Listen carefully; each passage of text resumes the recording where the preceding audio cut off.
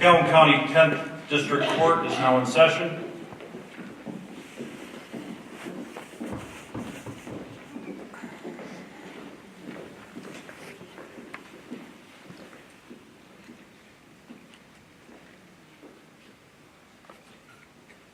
You may be seated.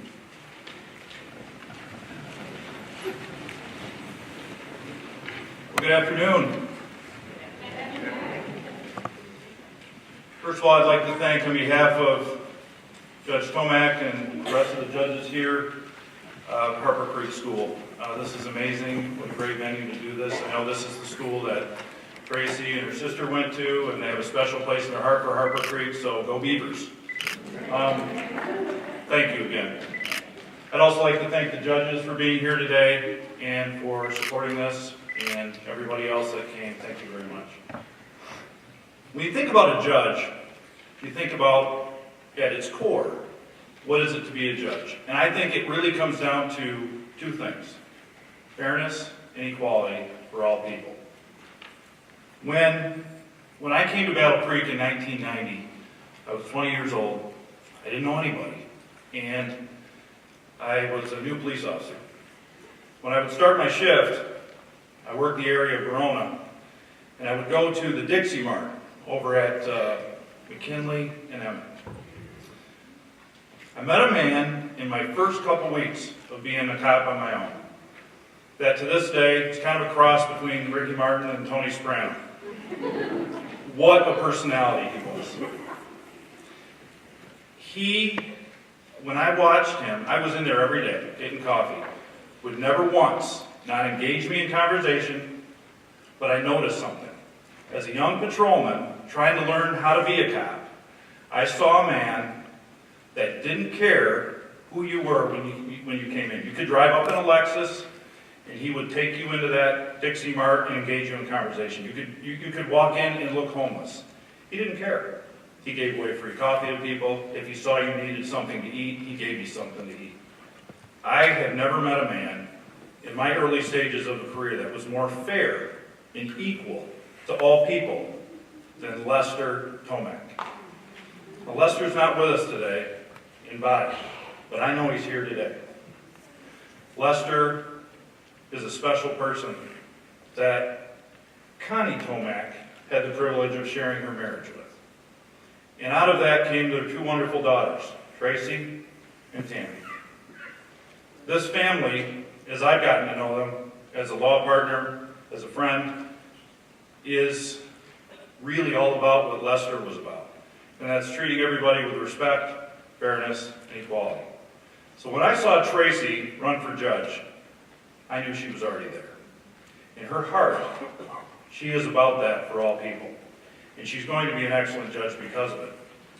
But I'd just like to start by saying, thank you, Lester. Because I know, from having met him, that's where all this started. So,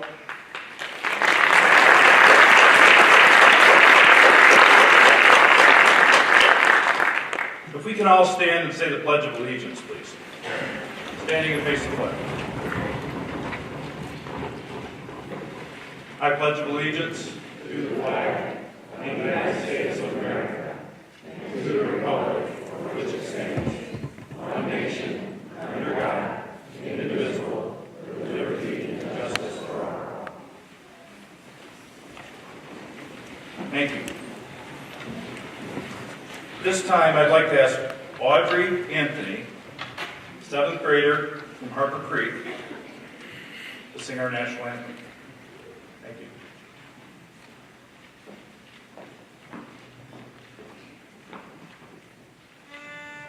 Oh, say, can you see by the dawn's early light what so proudly we hailed at the twilight's last gleaming, whose broad stripes and bright stars through the perilous fight o'er the ramparts we watched were so gallantly streaming, and the rockets crackling, the bombs bursting in air,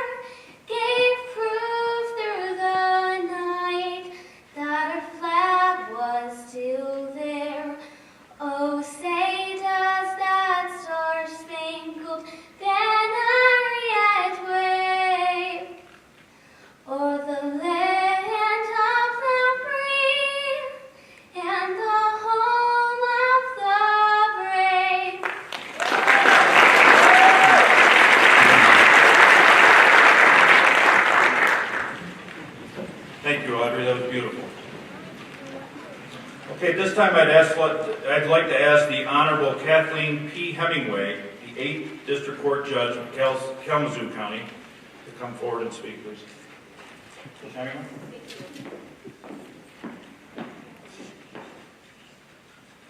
Well, good afternoon, everyone. I'd like to begin this afternoon by thanking Harper Creek High School for hosting this exciting event. Tracie, John, Nicholas, and family, thank you for allowing me to be part of this exciting day for your whole family.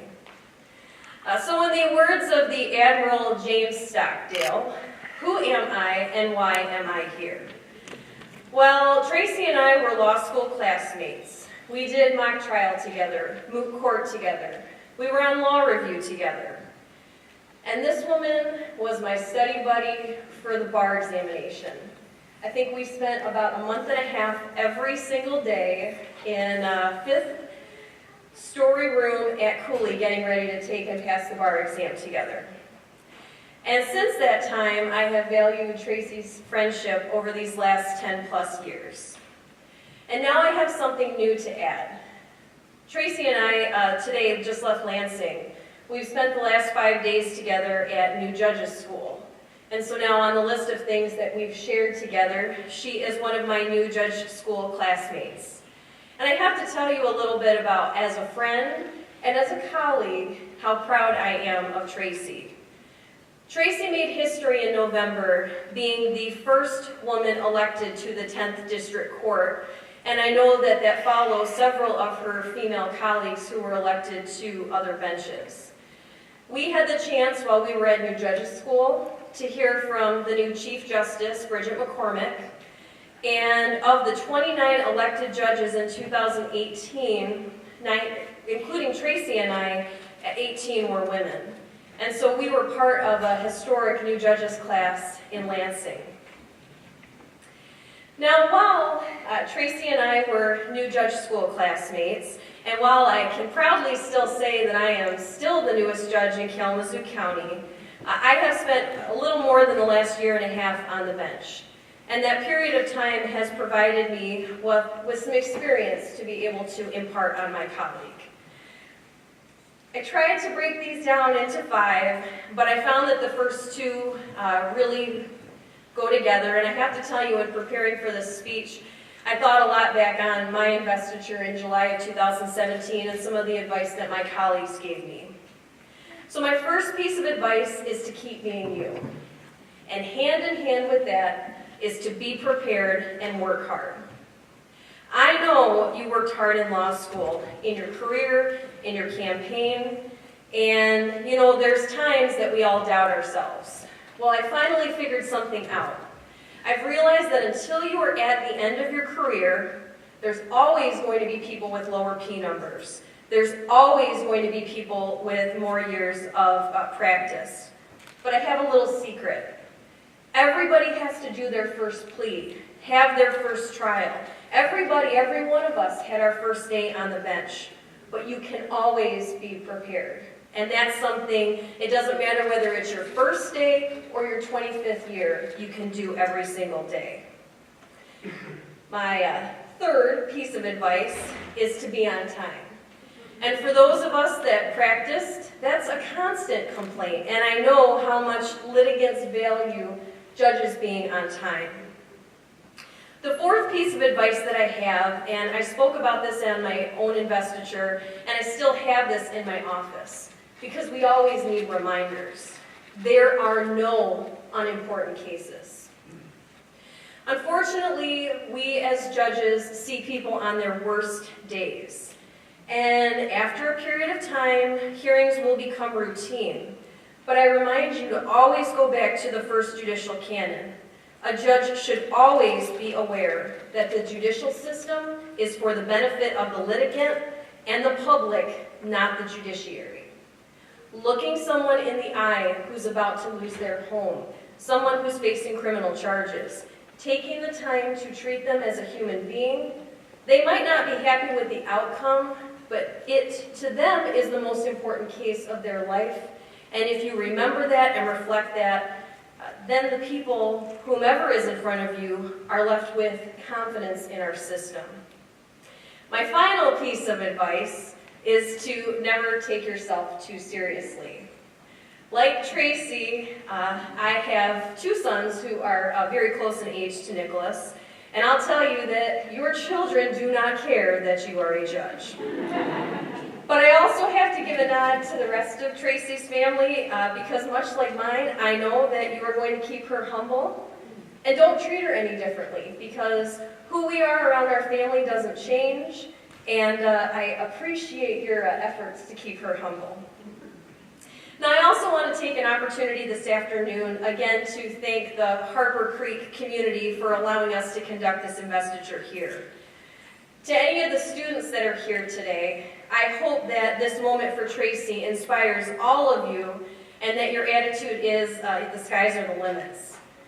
There's a phrase in the Hemingway household that I have to thank my husband for, and that is to make them say no. I also want to use this as an opportunity to invite the students and the members of the community to feel free to come visit.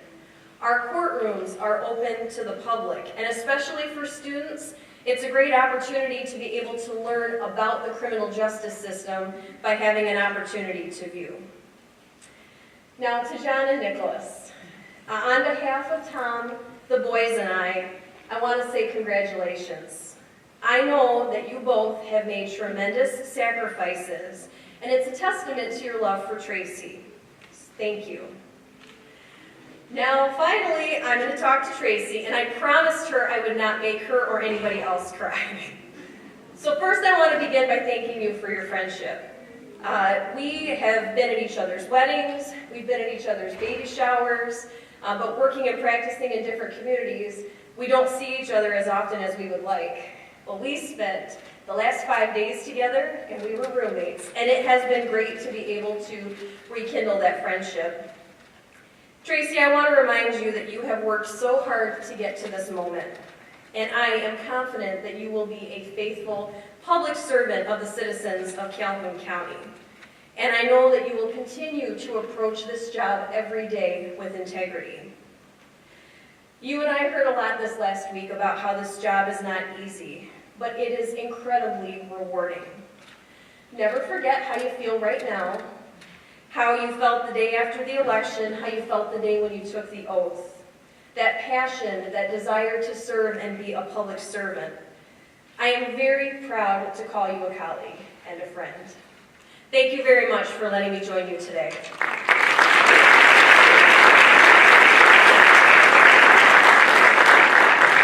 Thank you, Judge Hemingway. Would Attorney Kelly E. Podolsky please come up, please? Good afternoon. For those of you who don't know me, I'm Kelly Podolsky, and okay, I'm not gonna cry. For 9 years, I got to share law office with Tracie. Back in 2010, on Halloween night, I was at home, I was passing out candy to trick-or-treaters, I was eating more than I was passing out, and I got a phone call from Tracie. And I was concerned when I saw her number on the caller ID because she hadn't been feeling well that whole weekend. And when I answered the phone, I was right to be concerned because she was on her way to the emergency room. Hours later, I got another phone call from Tracie, and it wasn't good news. She was 5 months pregnant at the time, and she was experiencing complications with the pregnancy. And she was told that for the remainder of the pregnancy, she was going to be on bed rest.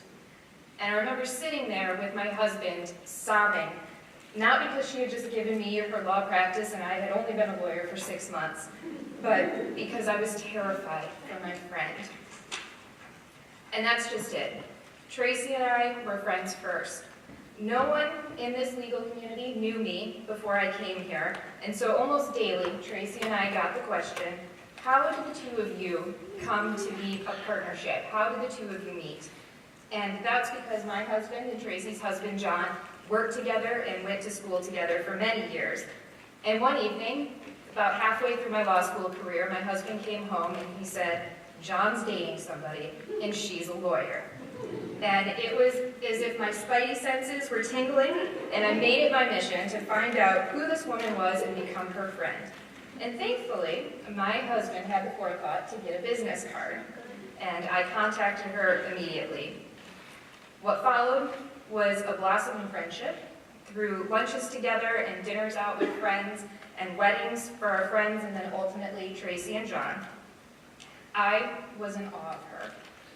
Here I was in law school, where as students we were told almost weekly, you can't graduate law school and go out and hang up your own shingle and become a solo practitioner.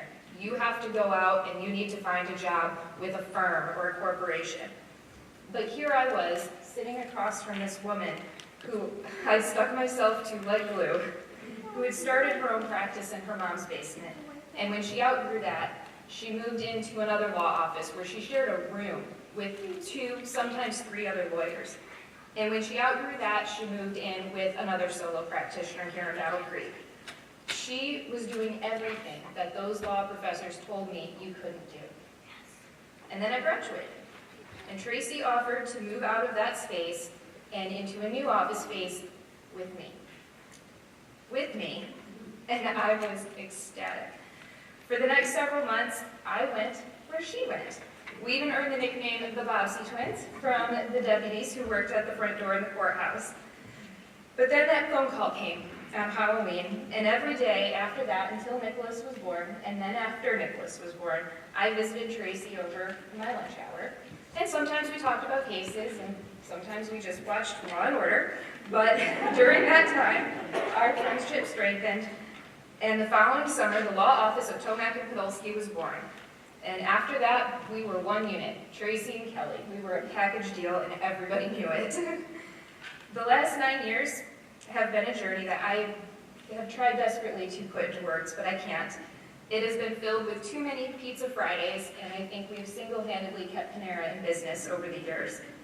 And together, we watched our practice grow. People came, Kimberly joined us, and sadly, people left, like Brandon. But during that time, we stayed the same, and we remained each other's constants. One day, a couple years back, we were on the courthouse steps, and we shared a hug, and another attorney saw us, and he just looked at us and said, "What are the two of you doing? Didn't you just see each other in the office?" But we hadn't. I've been on vacation, I've been gone for a week, and to us, though, it had been like years. That's all that mattered. It was our friendship. That's what made our partnership special, because we were always friends first and business partners second. Each day for the last 9 years, I had the pleasure of coming to work with my best friend. And each day was a different adventure. We saw each other through the birth of our children, we celebrated personal and professional joys and accomplishments, and we supported each other during times of mourning, loss, and sadness. So when Tracie approached me last November and said that she was running for judge, or thinking about running for judge, I was shocked. But as the days passed, and the more I thought about it, the more I knew that this was the right decision. And I watched her every day for the last year, day in and day out, work tirelessly on her campaign, putting everything she had into it. And I watched her husband John and her son Nicholas do the same. And it paid off, because here we are today. I am so proud of Tracie. I am so proud of what you built before I came. I am so proud of what we did together. And I'm so proud of what you are going to do. I know that you're going to be wonderful in this role. I love you. Thank you for taking a chance on me. Thank you for your friendship. I love you. Congratulations.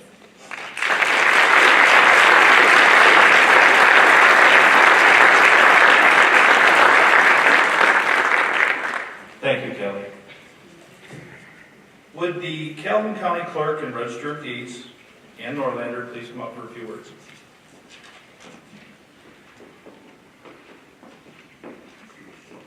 Good afternoon, everyone. For those that may not know me, I'm Ann Burke Norlander, your Calhoun County Clerk and Register of Deeds, and I'm just beginning my 31st year because of your votes and your confidence that you put into me. I'm also the first woman in 176 years of Calhoun County to be a county clerk.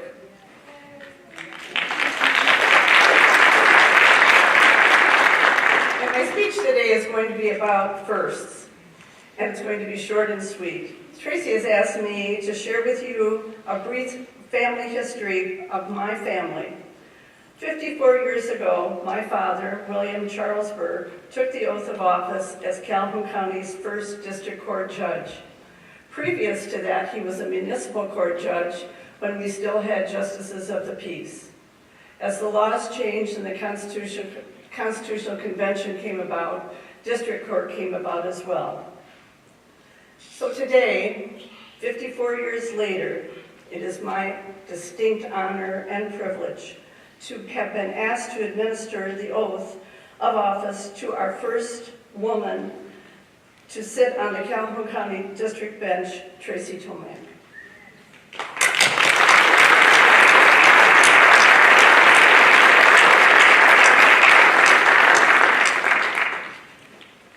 And now I love to administer the oath to someone that I hold in extremely high regard, and it is my fervent hope and wish that her fellow judges will treat her with the dignity and respect that she has not only earned, but she well deserves.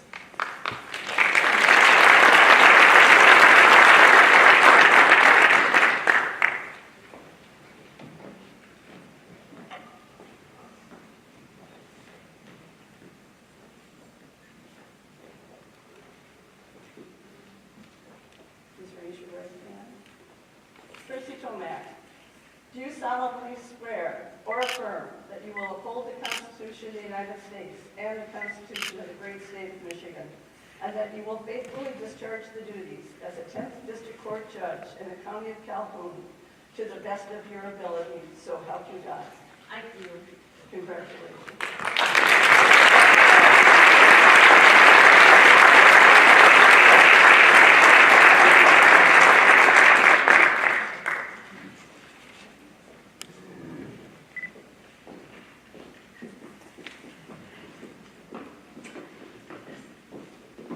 Okay, at this time what we're going to have is something called presentation of the robe.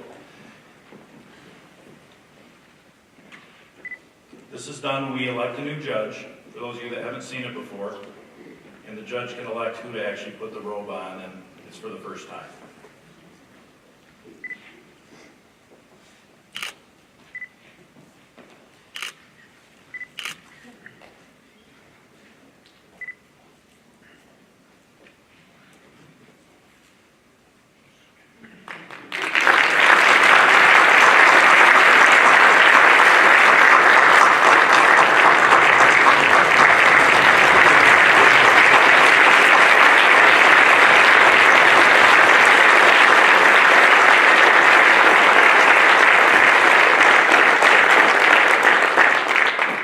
Judge Tomak, congratulations.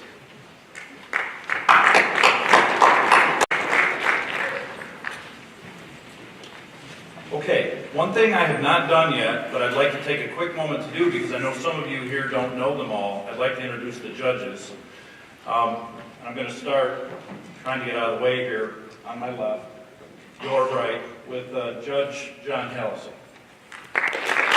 followed by Judge Paul Beardsley, Judge Tina Yost Johnson, Judge Samuel Durham, retired and esteemed Honorable Judge John Holmes, Judge James Norlander, Judge Brian Kirkham. We've met our Honorable Kathleen Hemingway, Judge Hemingway, and Probate Judge Michael Jaconet. And I guess I'd like to introduce Judge Tracie Tomak.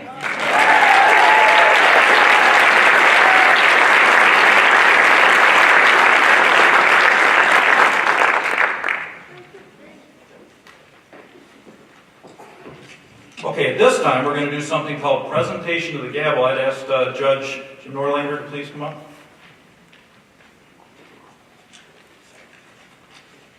Would you like to explain this? Thank you, Brandon. Thank gavel. Many judges use this. I am proud to have endorsed Tracie during the election. I think she exemplifies the qualities that are needed in the judicial system. She's a hard worker, and she has a demeanor to be a very good judge on the 10th District bench. So, having said that, we have this gavel that we sometimes use in the courtroom. I've only had to use it once in the 4.5 years that I was on the bench, but unfortunately the gavel was in my office when I had to use it.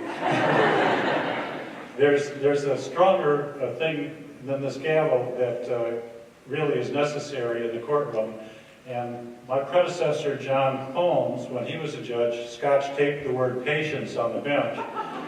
And I couldn't get it off with my fingernails, so I left it there the whole time I was on the bench, and I looked at that word every day that I was on the bench, and it came in handy, and it was much more powerful than the use of a gavel. So with that said, I pass the gavel to Ms. Tomak, Judge Tomak, and with the hopes that you use it sparingly and judiciously. Thank you.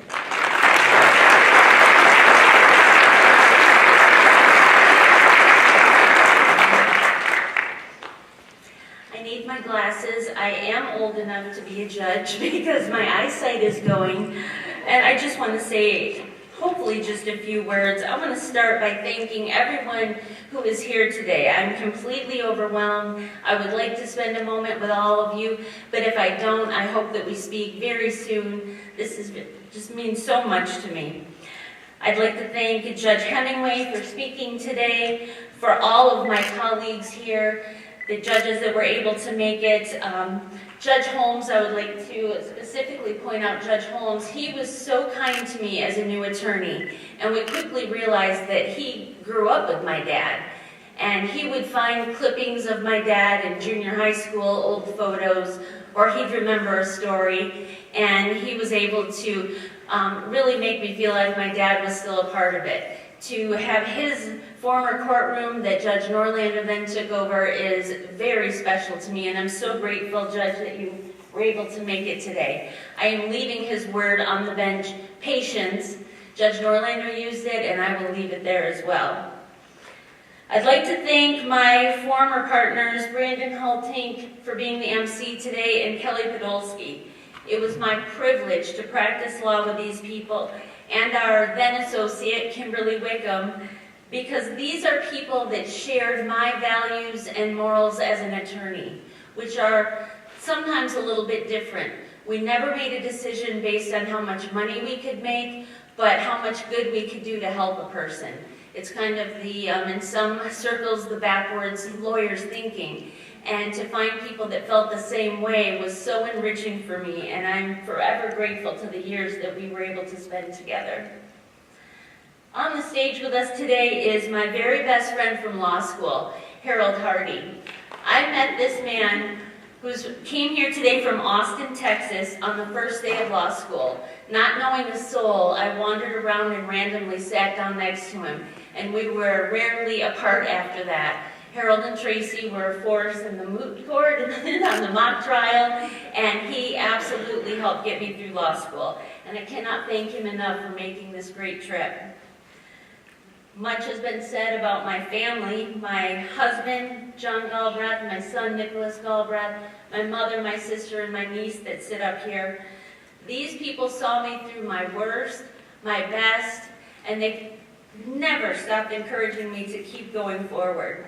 I would not be here without each of you.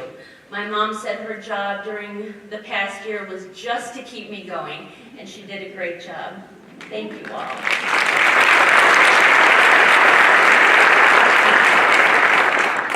I want to thank the attorneys who are here today, Prosecutor David Gilbert and Sheriff Matt Saxton. Thank you for representing law enforcement. It's going to be a great journey as I learn to take the bench, and I thank all of you for the guidance that you've already given me, as well as the other judges, and that you'll continue to give me, because it is our job as a collective unit to ensure that there is justice in our community, and I'm grateful to be part of that team. I'd like to thank my judicial assistant, Monique Waite. It's great going to work every day with someone that makes you laugh and that works hard. She helped make today possible as I was in Lansing all week and texting her and making sure everything was pulled together. Thank you for all that you did. I'd like to thank all of the district court employees who have already taught me so much and are helping bring me up to speed, especially Kate Ambrose and Shannon Kepke. They've answered questions day and night, and they'll make sure that I do a good job for us. I was very lucky to have literally hundreds of people that helped on my campaign, and I'd love to thank every one of them, but I need to name a few that are here today. My campaign chairman, Eric Blair, my communications chair, Ginger Cutzinger, Kelly Podolsky, my treasurer, Monique White, my campaign assistant, Lisa Downey, Sarah Paul, Kim Crane, and Kim Wiggum, who pulled my fundraisers together, Terry Godey, Emily Pitchall, and Jacob Washburn. I know there are many more of you that helped in so many ways, and thank you for believing in me. I'd also like to thank Judge Ann Norlander. If you ever want to run for office in Calhoun County, you need to speak to Ann Norlander. She's no better source of information. In the span of just a few months, our relationship grew from here's some paperwork, here's my best advice, good luck to you, to the woman who became my greatest champion. It meant so much to me not only to have your support and guidance, but because it was to replace her husband on the bench. I will never forget what you've done for me, and I will not let you down. Both of you, thank you. I'd like to finally thank Harper Creek Community Schools. I was at the first day of new judges school when it was offered that maybe you'd like to have your ceremony at a local high school. They could hardly get the words out before I was texting Bo Bess, who is the president of the Harper Creek School Board, asking, would this be possible? He immediately put me into touch with Rob Ridgway, who is the superintendent, and he said, this is wonderful, let's make it happen. And I thank you for allowing me to be here and to invite the public to share and really highlight Harper Creek High School. This is where I grew up. I am a proud member of the class of 1985. I'd like to speak to the students who are able to hear today to tell you, in 1985, I didn't know what I wanted to do. I didn't know what I wanted to be, and it was very stressful for many years. I don't want your life to be stressful. I want you to remember, just do something. Continue to learn. Try new things and push yourself. Stop doing what doesn't fit you, and keep going when you find something that you like. Let yourself evolve and never settle. As a student here, I never thought about law school, and I certainly didn't think I'd be standing here in a black robe. But I'm here today because I continued to seek the right match between what I cared about, what I was good at, and what I wanted my life to be, which was to make a difference. And I've been fortunate enough to see these things come together. So what's next? Well, as Judge Hemingway stated, I've spent the last week at New Judges School, where we met wonderful judges from all over the state, and we were able to spend time with some Supreme Court justices. I had a good conversation with Chief Justice Pro Tem David Viviano, and he shared with me and with the group, he believes there are two types of judges. First, those that accomplished everything they ever wanted on the day they were elected. Or second, those that got elected so that they could accomplish things. And I am absolutely that second type of judge. It is time for me to now get to work and to do things and accomplish things for other people. I work for you. I am your employee. I am a servant of the public, and your expectations of me are the baseline for what I need to do in the future. I hope to far exceed your expectations of me and those of myself.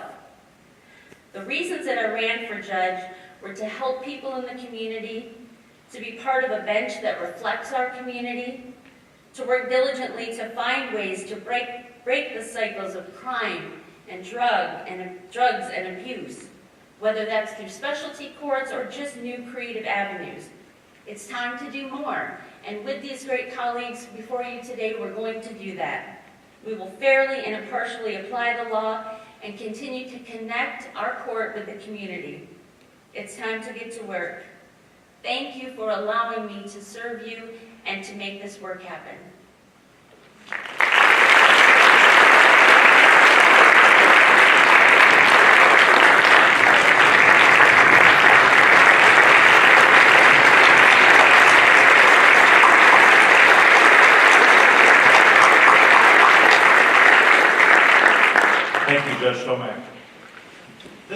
like to ask Nicholas Tomak to come up, say a few words.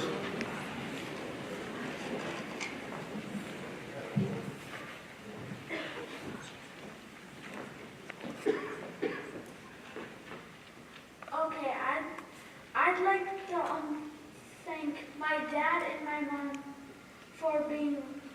I would like to thank my dad for being a good. Okay.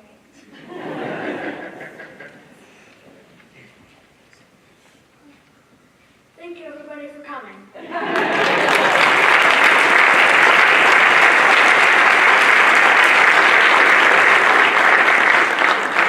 Thank you, Nicholas. I'd like to ask Rob Ridgway, Superintendent of the Harper Creek Community Schools, please come up and say a few words. Mr. Ridgway. Well, that's a tough act to follow. Hi, I'm Rob Ridgway, and I have the privilege of being the Superintendent of Schools here at Harper Creek Community Schools. And it is our honor and privilege to host this event for Tracie. I know she is a very proud alumnus of Harper Creek. I want to take a second to thank Audrey Anthony for her singing the national anthem today, a 7th grader here at Harper Creek Middle School, one of our shining stars. And you will be able to enjoy our jazz band, one of our points of pride in our school district, while we go through the reception after the event. Our jazz band is under the direction of Brian Borders, and he just does an outstanding job. I also want to thank all of you who took the time to share this experience with Judge Tomak. She is a proud alumnus of Harper Creek High School, and we are just as proud of her. I want to congratulate Judge Tomak on her successful election campaign and wish her well as the 10th District Court Judge here in Calhoun County. Judge Tomak and I bumped into each other many times over the last year. I go to a lot of events, and she went to a lot of events. We saw each other at township meetings, the Optimist Club, sporting events, Rotary Club, fundraisers, volunteering opportunities.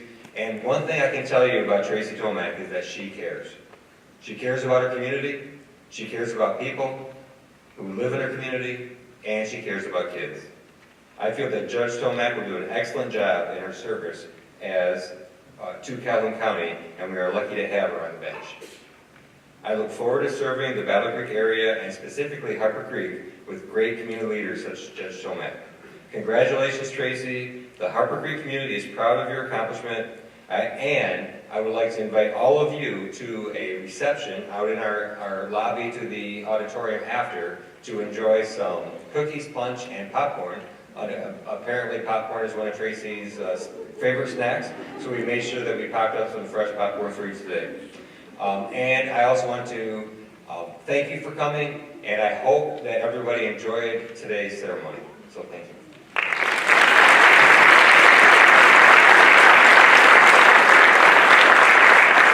Thank you, Mr. Ridgway.